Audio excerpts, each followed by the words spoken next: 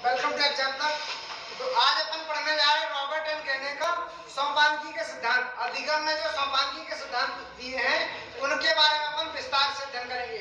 अगर आप कोई भी टेट परीक्षा में शामिल होने जा रहे हैं तो ये सोचिए कि यहाँ से प्रश्न 100% आता है और प्रश्न की श्रृंखला को थोड़ा सा डाइवर्ट कर दिया जाता और आपसे प्रश्न गलत हो जाता है। आपको क्या करना है कि इनके सोपान को क्रम से याद करना है, क्योंकि अगर आपको क्रम से याद नहीं रहता, हमेशा एक क्रम से पूछा जाता है और आप गलत कर जाते हैं। तो सबसे पहले आपके सामने ये समस्या आती, क्रम से कैसे याद हो, मतलब सोपान की दिए हैं, किसने दिए हैं, कहां से दिए हैं, कितने मानों में प्रयोग किए जाते हैं, कितने पशु को प्रयोग किया जाते हैं, कौन सा किसने दिया, तो इनके बारे में अपन विस्तार से अध्ययन करेंगे।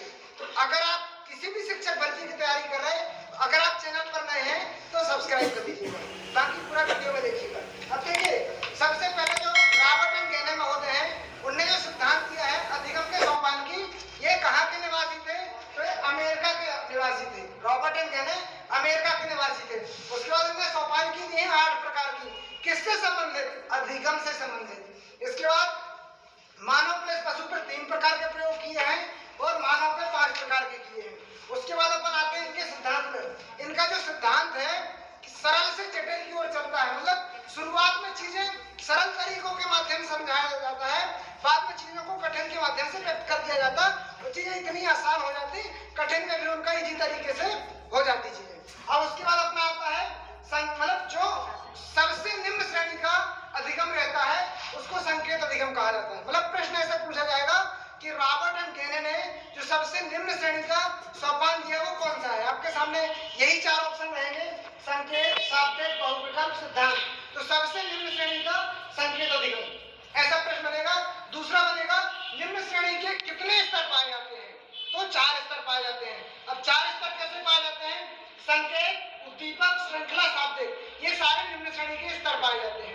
अगर आपको याद नहीं होता है तो आप कहीं पर भी इंडिया के किसी भी कोने में है, आप आपके मन में इमेज सेट कीजिए, आपका एग्जाम कहीं भी होगा, घर में तो होने से रहा, जब आपका एग्जाम कहीं भी होगा तो आपके मन में संप्रत्यय बनेगा, मतलब एक इमेज बनेगी, स्कीमा बनेगा, याद एक महत्व है, स्कीमा बनेगा।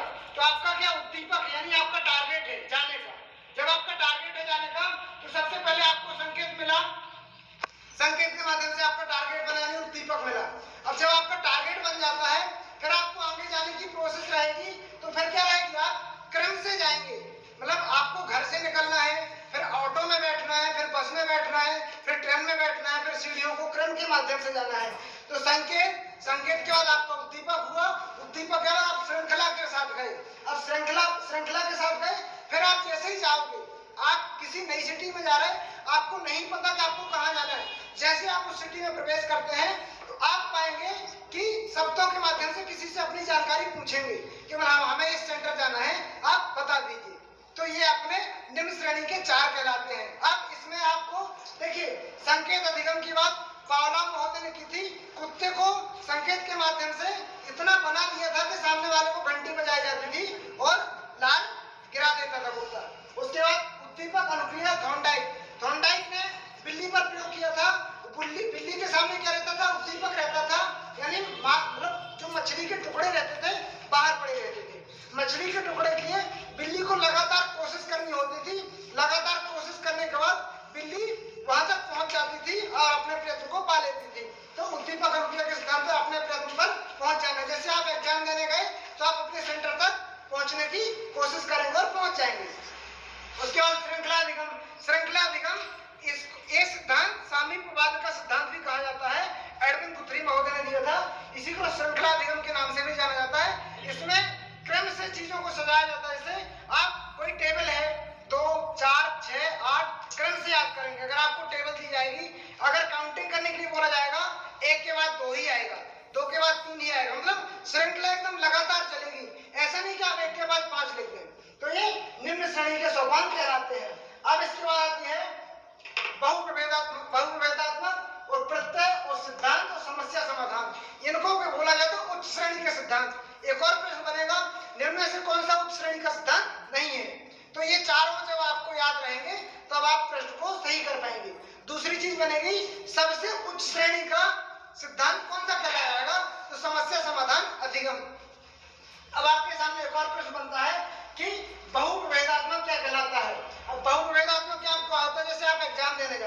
जब आप एग्जाम देने जा रहे हैं तो आप किसी भी 4 वस्तुनिष्ठ से एक का विभेदन करेंगे, मतलब एक को छांटेंगे, तो इसी को बहुविभेदात्मक कहा जाता है। ठीक है, इसके बाद आता है आपका प्रत्यधिगम। प्रत्यधिगम को भी समप्रत्यधिगम कहा जाता है। इसमें क्या होगा, चीजों को करने की कोशिश की जा रही है, मतलब कोई भी चीज सीखने की कोशिश होती है या लर्निंग करने की कोशिश होती है, अधिगम करने की कोशिश होती है, इसको प्रत्यधिगम कहा जाता है। उसके बाद आता है अपना सिद्धांत अधिगम। सिद्धांत अधिगम में चीजें जैसी हैं वैसी ही रहेंगी, उसमें किसी प्रकार का कोई बदलाव नहीं होता। जैसे आपने देखा होगा, चीनी को आप पानी में मिलाएंगे तो मीठी ही लगेगी, नमक को आप कितना भी पानी में मिलाइए तो नमक का खारापन टाइप का ही आएगा, उसमें किसी प्रकार का कोई बदलाव नहीं होगा। इसको सिद्धांत अधिगम के नाम से जाना जाता है। इसके बाद अपन आते हैं समस्या समाधान अधिगम। इसमें मतलब इसकी श्रेणी उच्च श्रेणी से की गई है। इसमें आपके सामने किसी प्रकार की समस्या आती, उसका आसान रूप से पूरा मतलब विस्तार करके बता देंगे, किसी प्रकार की समस्या नहीं रहेगी। अब इसके बाद कुछ और एक्स्ट्रा फैक्ट मैंने आपके सामने लिखे, यहाँ से ही पेपर में 100% आता, तो आप इसको देख लीजिएगा। ठीक है, SR सिद्धांत। तो SR सिद्धांत किसने दिया था? स्टिमुलस रिस्पांस थ्योरी थॉर्नडाइक महोदय ने दी थी। थॉर्नडाइक ने बिल्ली पर प्रयोग किया था।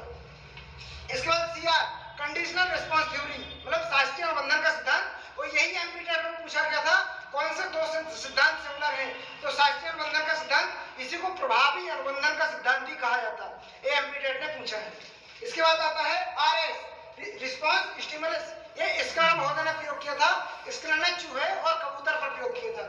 इसके बाद आता है SOR थ्योरी वुडवर्थ महोदय ने दी थी, लेकिन इसके प्रतिपादक वाटसन महोदय, इसके प्रतिपादक वाटसन है, लेकिन ये वुडवर्थ महोदय ने दी थी।